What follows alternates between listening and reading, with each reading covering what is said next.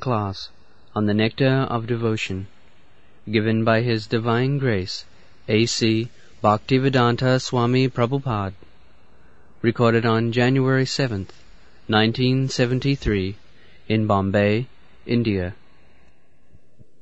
Lord Sri Krishna is the Supreme Personality of Godhead, the cause of all causes, the reservoir of all rasas or relationships, which are called neutrality or passive adoration, servitorship, friendship, parenthood, conjugal love, comedy, compassion, fear, chivalry, ghastliness, wonder, and devastation. He is the supreme attractive form, and by his universal and transcendental attractive features, he has captivated all the gopis, headed by Taraka, Palika, Shama, Lalita, and ultimately Srimati Radharani. Let his Lordship's grace be on us.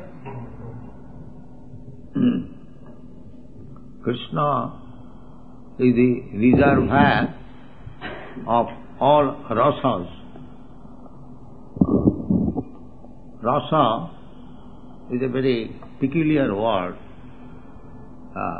Rasa, it may be translated into English as taste,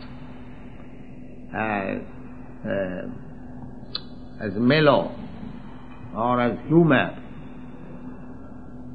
So, our relationship with Krishna, there is some taste. Without taste, we cannot continue our relationship with anyone. There must be some taste. So, these rasas or tastes are 12 kinds. Primary rasa is the relationship between inert things and ours, just like I am sitting on this chair. So, the comfort I am feeling, that is the rasa, taste. We want very nice cushion, sitting position. So that tasting, that I am now comfortably seated, this is called Shanta Rasa. Above this Shanta Rasa, there is Dasa Rasa. Dasa Rasa, just like my students, my disciples, they want to serve me, and I want to take service from them. This is also an exchange of rasa, a taste. Shanta, Dasa. Similarly, next advanced stage is Sukha Rasa. Sukha means friendship. It's like one is serving somebody, but if that service is very intimate, then there is the rasa of friendship, Sukha Rasa. And when that is advanced, what is this sound? When that is advanced, it becomes Vatsalya Rasa. Vatsalya Rasa means the taste of relationship between parents and the children. These are advanced. Shanta Rasa, Dasa Rasa, Sukha Rasa, and then Vatsalya Rasa, parenthood, filial love. And above this, there is Madhurya Rasa. Madhurya Rasa means the taste between husband and wife, lover and the beloved. That is called Madhurya Rasa. Similarly, these are the primary rasas. So our relationship with Krishna or God, there are different rasas. These are the primary rasas. And there are secondary, indirect rasas. Just like Kansa. Kansa wants to kill Krishna. That is also another rasa. So, what are the rasas, indirect rasas? Just read. which are called neutrality, servitorship, or indirect. Comedy, compassion, fear, chivalry. What is that? Comedy. Comedy. Hasya rasa. Creating a situation that everyone will love. That is also rasa. Hasya rasa. Then? Compassion. Compassion. And suppose you find some poor man lying on the street, you feel compassionate. That is also another rasa.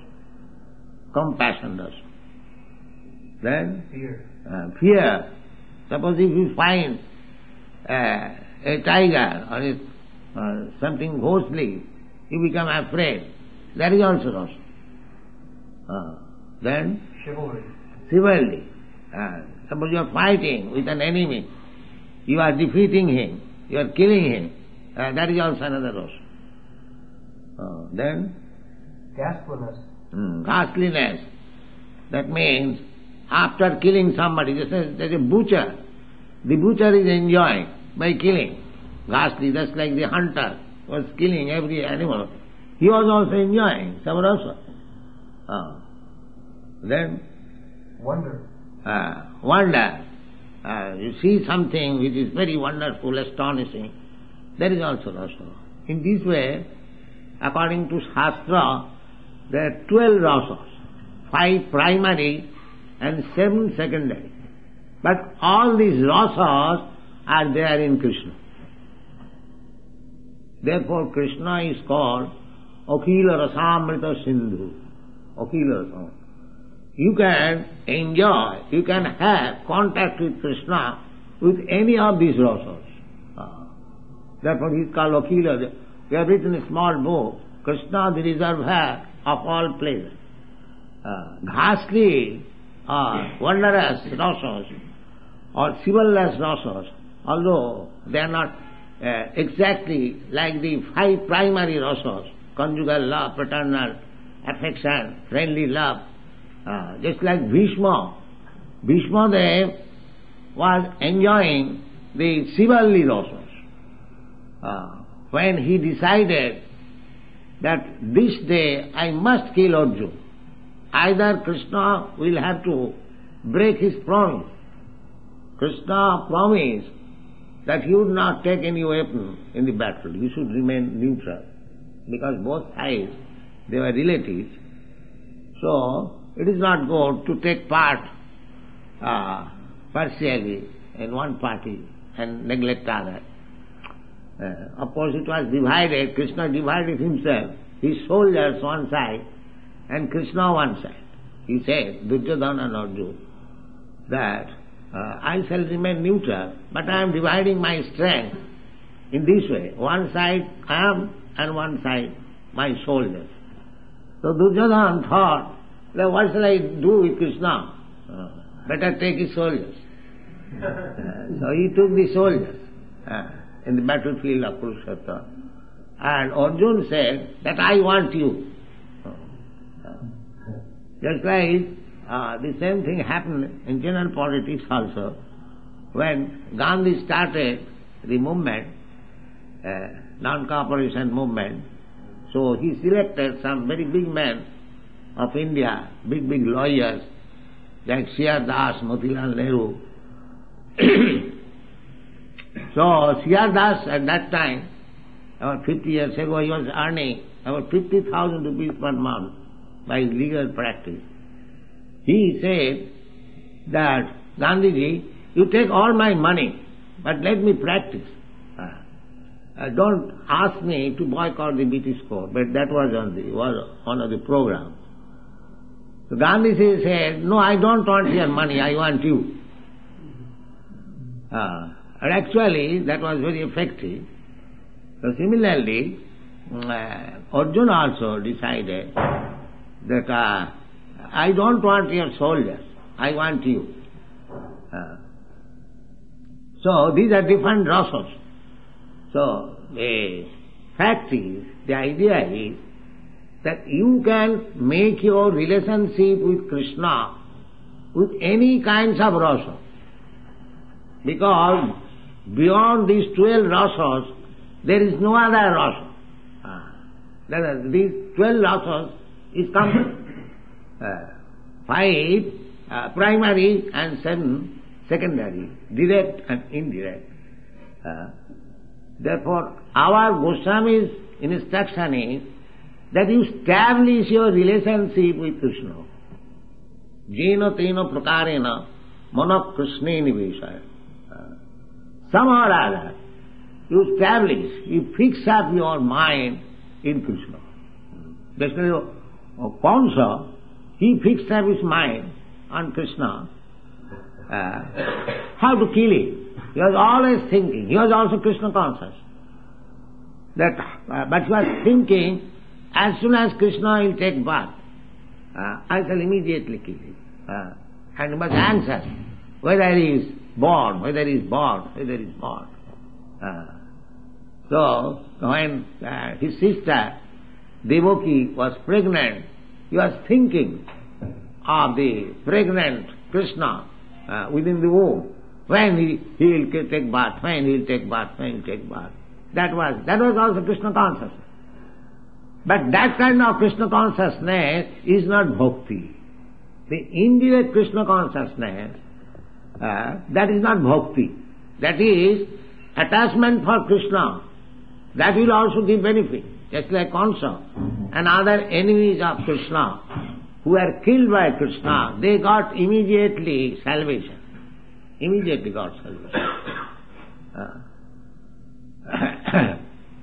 So, the Bhakti Rasamrita Sindhu Rupa Goswami teaches that even if you be attached to Krishna in adverse condition, in opposite condition, that is also good.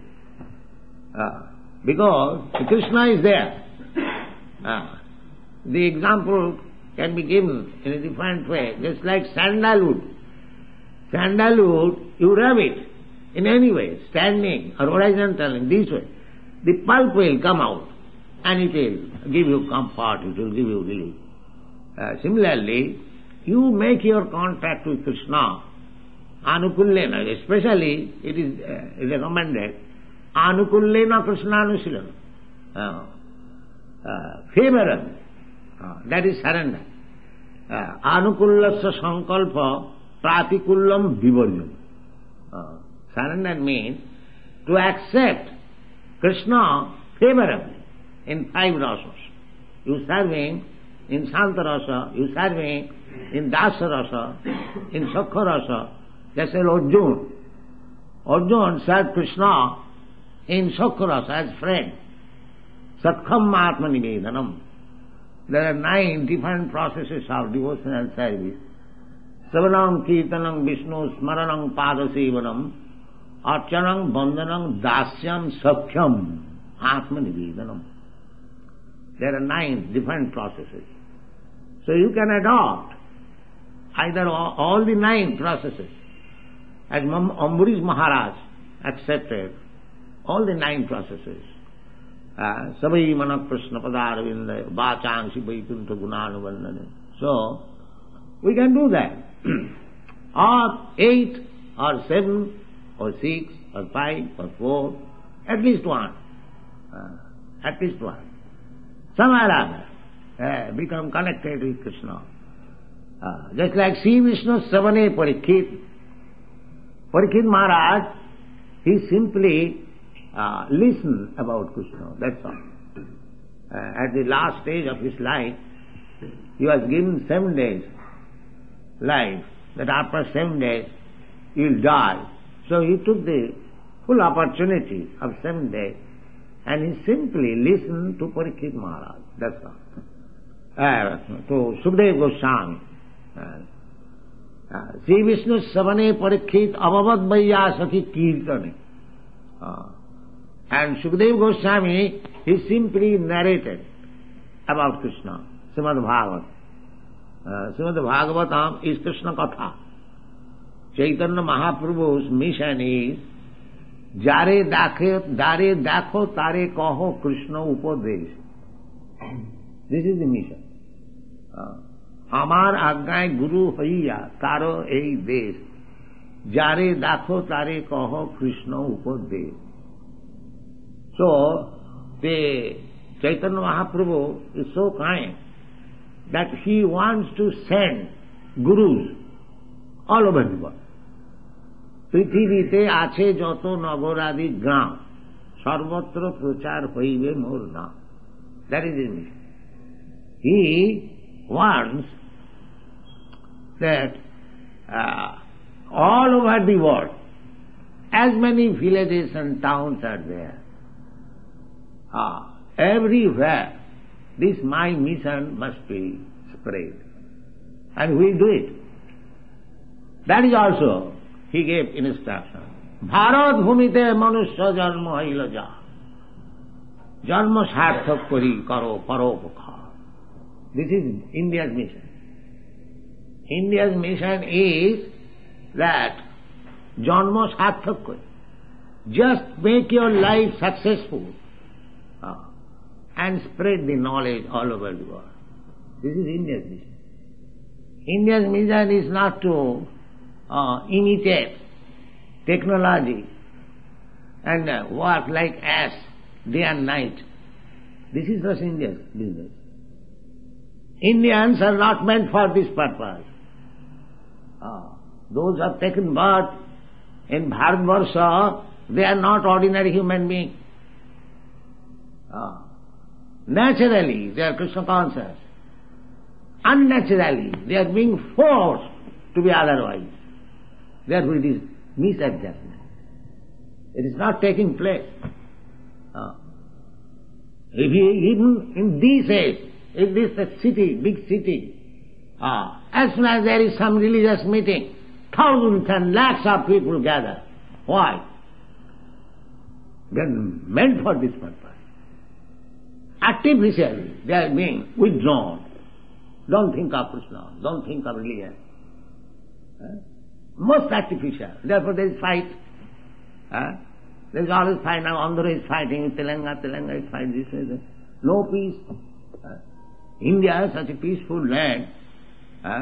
Here we are killing cows, we are killing animals, we are fighting, we are doing so many sinful activities. Artificial. This is not our business. Our business is different. As Chaitanya Mahaprabhu says, Bharat bhumite manusya janma hailo ja, janma sarthaka. Here you have got the advantages to fulfill the mission of life. Janma sarthak kori. Here is Bhagavad Gita, here is Vedas, here is Srimad Bhagavatam, here is Krishna, here is Lord Ramchandra, here is Vasudev. And we are going to learn technology. How much degraded we have become, just consider. Our mission should be, first of all, we must assimilate all the knowledge given by all the great saintly persons, Krishna and others, and distribute this knowledge all over the world. And the whole world is also expecting like that.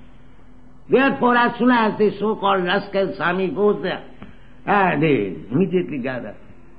Here is one Swami from India. We may get something.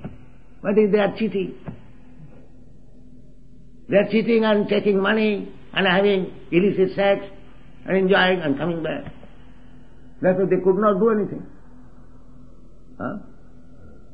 But the whole world is waiting for India's culture, India's bhakti, India's spiritual knowledge. Just see the example. Why they have left their father's property, their opulence of country, and they are after me, I am a poor man. Only this reason, that they are hankering. And we have got the commodity to deliver to them. This business is done from India's power. If we want to imitate them, then we will create another havoc. That we are doing so. Now we have made secular state, killing state. One cow was attempted to be killed. Maharaj Parikshit immediately took his sword. Who are you? You are killing cow in my kingdom? And there are 10,000 or 40,000 cows are being killed. And you want to become happy by plan making? Simply rascal now. India, you cannot do it. India's business is different. That we have forgotten. We are simply trying. There is Bengali nice song. আপন ধন বিলায় দিয়ে ভিক্ষা মাগে পরের কাছে. We have thrown away our own culture and yet begging from others. Give me, sir, this, give me, sir, this, give me, sir, this. Most abominable condition. Just try to understand. India, this is the order of Krishna. Gaur Krishna. Krishna's also order. So anyone who is preaching this Bhagavad Gita, nachatasmat manusheshu kaschit me priyakritam. Nobody is dearer than him to me. So this Bhagavad Gita should be taken as it is. One should assimilate the Indian people.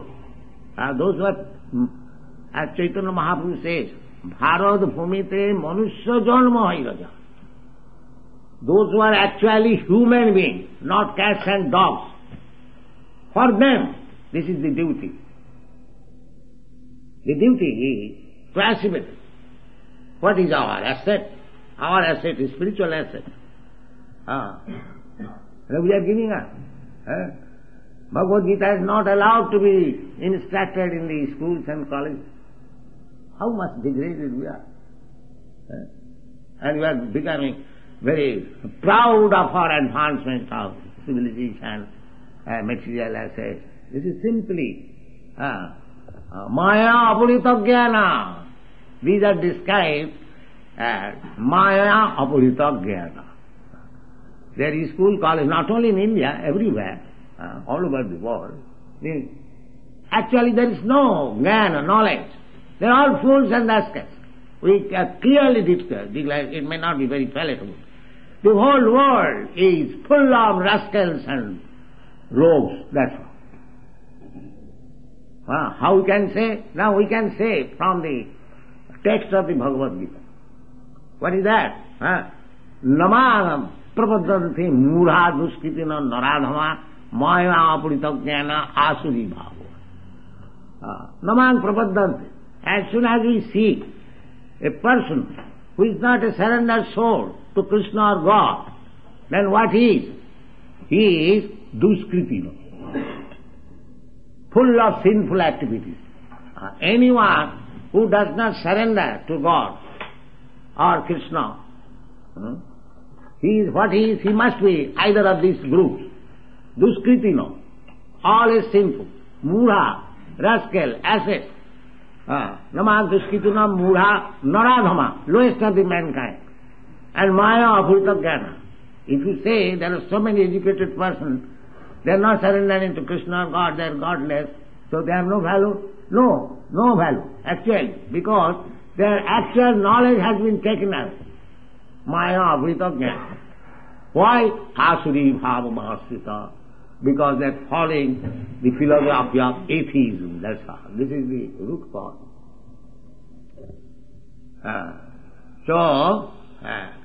Bhakti Rasamrita Sindhu, this nectar of devotion, is giving us the hint that after all you want to enjoy life. That is your purpose. Actually, everyone's mission is that. But you cannot enjoy. As soon as there is question of enjoyment, there must be other part. You cannot enjoy alone. That is not possible. There must be other part. So, you enjoy your life with Krishna. Either in Sakharas, or Dasaras, or Vatsalyaras, or Ghasliras, Bhishmadev. He enjoyed Krishna's association by Ghasliras, as I am going to explain, that he decided to kill Arjuna with two propositions, that either this day I shall kill Arjuna, or Krishna has to break his promise and to save his friend. That was his promise. So, when Bhishmadev was trying to kill Arjuna, his Ratha, his chariot became shattered and Arjuna fell down. So when Krishna saw now Arjuna is going to die, so immediately he took one wheel of the chariot and immediately appeared before Bhishma there. Stop fighting, otherwise I am going to kill you. So immediately Bhishma there gave up his weapons. So this is not breaking his promise, but this is another rasa that Krishna wanted to show Bhishma that you wanted to break my promise, now see I have broken my promise. Are you all right? He wanted to please his devotee, that's all. Otherwise, Krishna could kill many millions of Bhishma standing there only. But he came before him that you wanted to break my promise.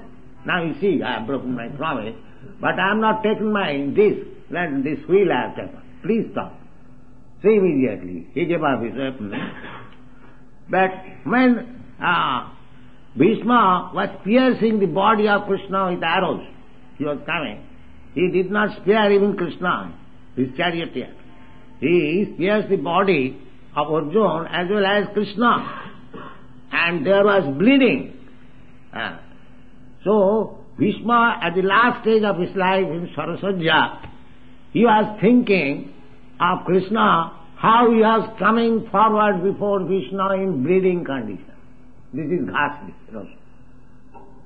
This is ghastly rasa. We want to see Krishna dancing, or we want to offer Krishna flower. This is also one rasa. But Bhishma was also seeing Krishna in another rasa. You will find the Bhishma's prayers to Krishna in his Sarasajya state, while he was lying on the bed of arrows, in Bhagavad you will find. So, this is also another rasa. These things have been explained by great commentators, how this is also very pleasing to Krishna. Yeah, Bhishma was piercing his body, the blood was coming out, still how it is pleasing. So that has been explained by Vishwanath Chakravarti, that when a lover is kissing and biting, that is also pleasing. The biting also, although blood is coming out, that biting is also very pleasing. This has been explained by Vishwanath Chakravarti. These things are possible. So, try to establish your relationship with Krishna in any way. And that is the instruction of Rupa Goswami. Any way you wish, because you cannot enjoy life beyond these 12 rasas. So all the 12 rasas you can find. Raso Vaisa. This is the Vedic instruction. Raso Vaisa. Labdhanandi Bhavat. So you just contact the Supreme Personality of Godhead. In exchange of any kind of rasa, you will feel pleasure. That is all. You want pleasure. You want pleasure. The whole life, everyone is working so hard. Why? He wants some pleasure of life. But that pleasure you cannot have like dogs and hogs. Don't try to take pleasure in the material world. That's the hog is also enjoying pleasure by eating stool. That kind of pleasure will not make happy. It may be happy for the particular body, but actually it is not happiness. If you want happiness, then you have to establish your relationship with Krishna by any of these rasas, then you will feel happy. Therefore, Bhagavad instruct, Nayang deha dehu bhajang loki, kastan kaman arhati virbhujangi, tapo dibbang putraka jena, suddhita satta, jasmad brahmanandam. This is the instruction, that don't try to get happiness like the dogs and hogs. That is not actual happiness. That will simply entangle you. Just like, I am now human being due to my material rasas, because I want to enjoy material rasas. Because Enjoyment means sense gratification. Indriyani pararahu. Indriya param mana. Manasastu paro buddhi. So, we are trying to enjoy life. First of all, gross enjoyment with these material senses. And subtle enjoyment with mind, intelligence. But you have to go, transcend. Rasovaisha. If you want real happiness, then, as it is stated in the Bhagavad Gita, sukham atantikam jatta tat otindriya grahya. Otindriya. We have to purify these indriyas, these senses. That is called tapasya, tapodibham. By tapasya, by taking little austerity, by tapasya, tapodibham putraka jina satta suddhi. At present our satta, this existence, this is not suddha, this is not pure. Therefore, we have to undergo the tribulation of material nature, janma mrityu jara vyadhi. But we don't want this. Janma mrityu jara vyadhi dukkha doshanudarshana. We don't want. Although we are trying to be happy, but we do not know how to become, free from the material contamination. Janma mrityu jara vyadhi. They are trying to open hospitals. Just like one Sindhi gentleman, he has contributed about 5 or 7 crores of rupees to start a hospital here. That gentleman, some of his relatives came to see me. So I say that however magnificent hospital you may start, you cannot stop death. That is not possible. That is not possible. You may try in your own way. The whole struggle is how to mitigate our suffering condition. But the suffering condition is continuing. You may open nice hospital, but you cannot stop death. That is not possible. You may invent nice medicine, up to date, scientific medicine, but you cannot stop the disease. They do not see this. You can invent so many contraceptive methods, still you cannot stop life, janma, birth control. There are so many medicines. But where is the stoppage of birth? The population is increasing. Neither you can stop death, neither you can stop birth, neither you can stop old age. There are so many rascal gods, and they are becoming old. Why they are becoming old? God never becomes old. It is stated in the Brahma Samhita, Advaita Achyuta Anadi Ananta Rupam Adam Puranam Navajovani. God is always just like a young boy. Why these rascal gods becoming older? So Janma Mrityu Jara Vyadhi, Jara means old age, and Vyadhi means disease, birth, death. You cannot stop. So if you want real happiness, then you have to take the real method. That is Krishna consciousness movement. It is not a bluff. It is most scientific. Your aim of life is how to become happy.